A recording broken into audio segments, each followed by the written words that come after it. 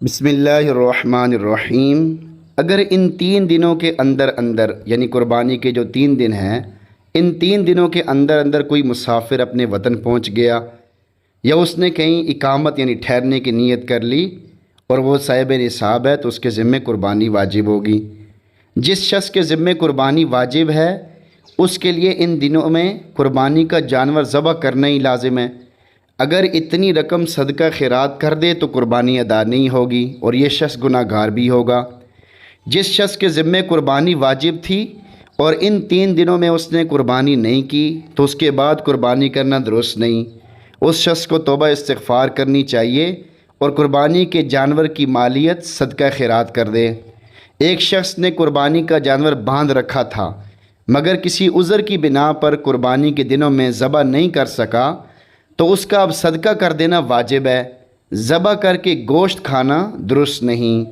قربانی کا جانور خود اپنے ہاتھ سے ذبح کرنا مستحب ہے، لیکن جو شخص ذبح کرنا نہ جانتا ہو یا کسی وجہ سے ذبح نہ کرنا چاہتا ہو اسے ذبح کرنے والے کے پاس موجود رہنا بہتر ہے۔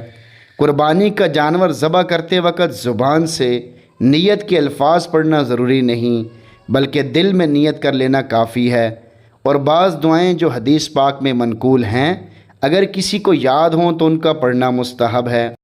کسی دوسرے کی طرف سے نیت کرنا قربانی میں نیابت جائز ہے، یعنی جس شخص کے ذمے قربانی واجب ہے اگر اس کی اجازت سے یا حکم سے دوسرے شخص نے اس کی طرف سے قربانی کر دی تو جائز ہے، لیکن اگر کسی شخص کے حکم کے بغیر اس کی طرف سے قربانی کر دی تو قربانی نہیں ہوگی۔ اسی طرح اگر کسی شخص کو اس کے حکم کے بغیر شریک کیا گیا تو کسی کی بھی قربانی جائز نہیں ہوگی۔ آدمی کے ذمے اپنی اولاد کی طرف سے قربانی کرنا ضروری نہیں۔ اگر اولاد بالغ اور مالدار ہو تو خود قربانی کرے۔ اسی طرح مرد کے ذمے بیوی کی جانب سے قربانی کرنا لازم نہیں۔ اگر بیوی صاحب نصاب ہو تو اس کے لیے الگ قربانی کا انتظام کیا جائے۔ جس شخص کو اللہ تعالیٰ نے توفیق دی ہو وہ اپنی واجب قربانی کے علاوہ اپنے مرحوم والدین اور دیگر بزرگوں کی طرف سے بھی قربانی کرے، اس کا بڑا اجر و ثواب ہے۔ نبی اکرم صلی اللہ علیہ وآلہ وسلم کی ذات گرامی کے بھی ہم پر بڑے احسانات اور حقوق ہیں۔ اللہ تعالیٰ نے گنجائش دی ہو تو آپ صلی اللہ علیہ وسلم کی طرف سے بھی قربانی کی جائے، مگر اپنی واجب قربانی لازم ہے، اس کو چھوڑنا جائز نہیں۔ قربانی کن جانوروں کی جائز ہے؟ بکری، بکرا، مینڈا، بھیڑ، دمبا، گائے، بیل، بھینس، بھینسا، اونٹ، اونٹنی کی قربانی درست ہے۔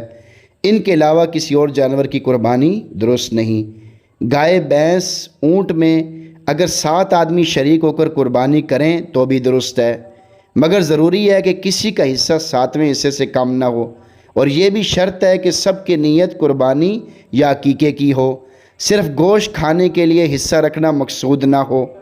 اگر ایک آدمی کی بھی نیت صحیح نہ ہو تو کسی کی بھی قربانی صحیح نہ ہوگی۔